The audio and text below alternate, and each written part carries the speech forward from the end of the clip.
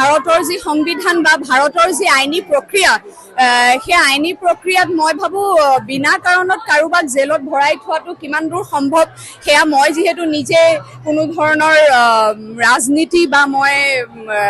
শাসক দলত নাই মই সেইবিলাক নেজানিম কিন্তু সেইটো জানো সম্ভৱ হয় মই নিজে প্ৰশ্ন কৰিব বিচাৰিম যে বিনা দুখত কাৰোবাক কাৰাগাৰত ভৰাই থোৱাটো জানো সম্ভৱ হয় সেয়ে মই আজি এই ক্ষণত মই এটা কথা আগৰ প্ৰায় কৈ আহিছো চৰকাৰলৈ যে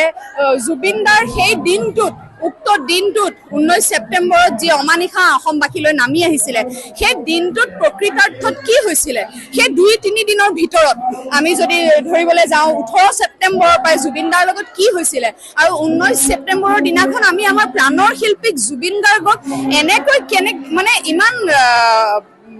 অকালতে কিয় হেৰুৱাবলগীয়া হ'ল সেইটো মই বাৰম্বাৰ মোক য'তে সোধা হৈছে মই সেই কথাখিনি মুকলি কৰি দিবলৈ মই চৰকাৰক অনুৰোধ জনাইছো আমাৰ ভাৰতীয় আইন প্ৰক্ৰিয়াক মই অনুৰোধ জনাইছো যে তৎক্ষণাত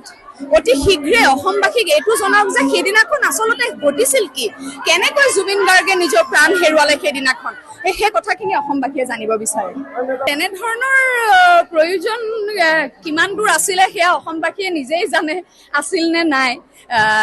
সেয়া কৰ্মৰাজি জুবিনদাৰ কৰ্মৰাজি ইতিমধ্যে জুবিন গাৰ্গ কি আৰু জুবিনদাৰ কৰ্মৰাজিৰ জৰিয়তে অসম কি সেয়া জুবিনদাই আগতে পৰিচয় দিছে গতিকে বেলেগকৈ ছিংগাপুৰলৈ লৈ গৈ পেলাই তেনেকুৱা ধৰণৰ এটা পৰিচয় দাঙি ধৰাটো আৰু সেই কথা কোৱা আৰু আচলতে কিমান যুক্তি আছে সেইটো আচলতে হাস্যকাৰকহে হৈছে